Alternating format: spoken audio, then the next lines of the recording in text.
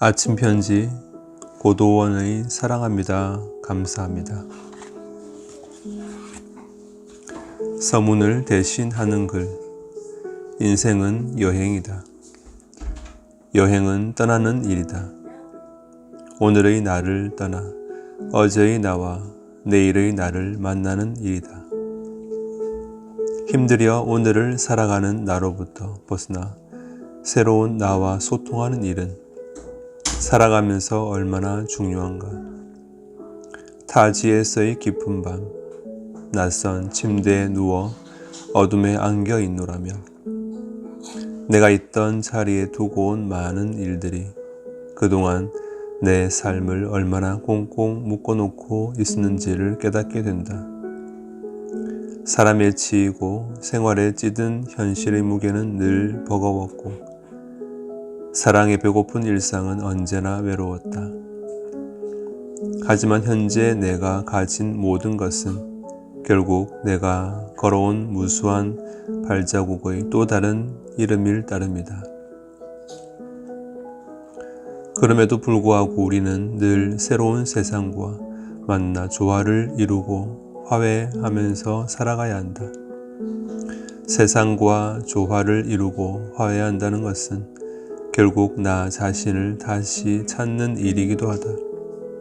그래야 세상 속의 나를 다시 일으켜 세울 수 있다. 나를 다시 찾고 나를 세우는 일. 그렇게 마음먹으며 잠드는 타지의 밤은 얼마나 평화로운가. 사랑합니다. 감사합니다. 나 자신도 모르게 나오는 한마디로 여행의 소득은 분명해진다. 여행은 사실은 그렇게 지금 내가 갖고 있는 소소한 모든 것들에게 감사하기 위해 떠나는 일인지도 모른다.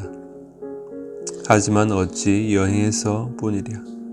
매일 매 시간 내 삶을 에워싸고 있는 모든 것들에 순순히 감사하며 세상과 악수하는 것이 행복에 보다 더 가까워지는 일이다.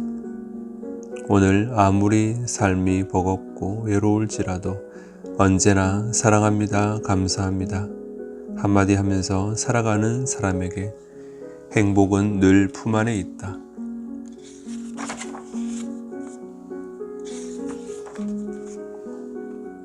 손을 내밀어준 당신에게 사랑합니다. 감사합니다.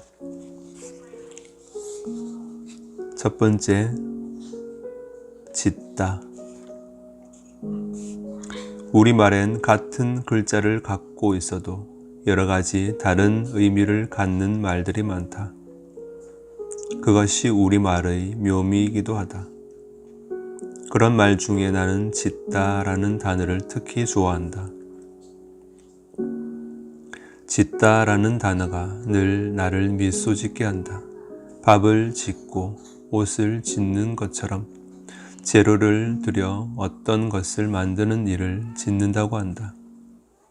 시를 짓고 노래를 짓는 것도 같은 맥락이다.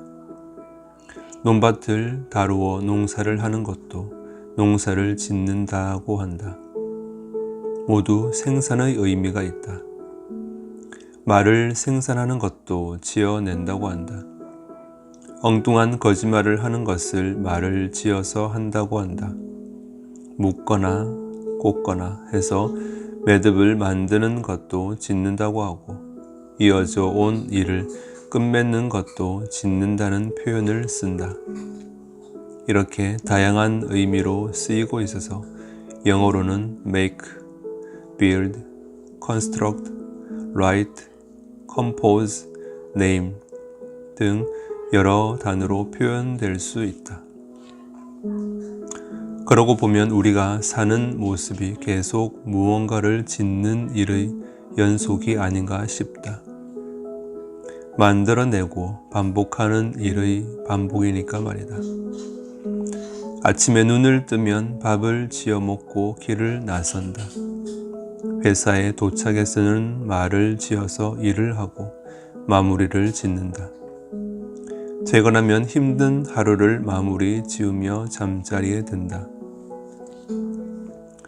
하루 종일 짓고 지어서 짓는 일의 연속이니 짓는 것만 잘하면 인생을 잘 살 수 있는 셈이다. 하지만 우리의 모습을 되돌아보면 과연 짓는 일을 잘 하고 있는지 되짚어 보게 된다. 밥을 지을 때는 물의 양을 잘 조절하는 것이 관건인데 쌀의 종류에 따라 물의 양도 세심하게 달라진다. 밥 짓기 초보는 물의 양을 잘 맞추지 못해 죽을 만들거나 떡을 만들기도 한다. 그렇지만 몇십 년 주방 일에 이골이 난 주부라면 매번 같은 농도의 밥을 끼닐 때마다 척척 해낸다. 짓는 일의 연속인 우리 삶의 모습도 그렇다. 처음엔 손에 익지 않아서 실수를 반복하던 일이라도 시간이 지나 꾸준히 그 일을 하다 보면 어느새 고수가 되어 있기 마련이다. 짓는 일은 꾸준한 노력과 시간이 필요하다. 조바심을 내고 처음부터 잘 지어지지 않는다고 성질을 부리다 보면 결코 단단하게 지을 수가 없다. 시를 짓고 노래를 지을 때는 한순간 떠오른 영감으로 짓기도 한다. 하지만 작가도 작곡가도 순간의 창의력만으로 짓지는 않는다. 한 편의 시가 나오기까지 쓰고 버린 수백 장의 파지들이 있을 것이다.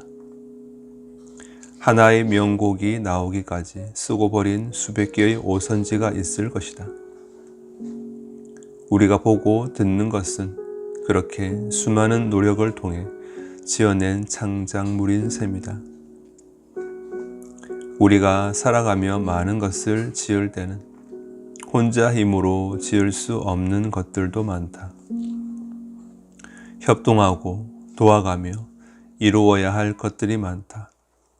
하지만 오로지 내 힘으로 견디며 지어야 할 것들도 많다.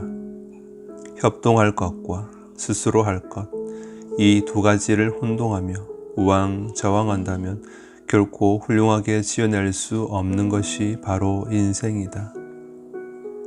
만약 모든 사람의 충고대로 집을 짓는다면 비뚤어진 집을 짓게 될 것이다. 마이클 림버거의 너만의 명작을 그려라 중에서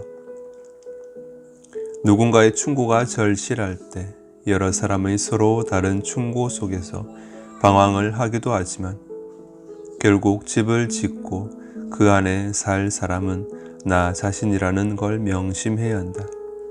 내가 지은 것에 책임을 지을 줄 아는 사람이 인생을 제대로 짓는 사람이다.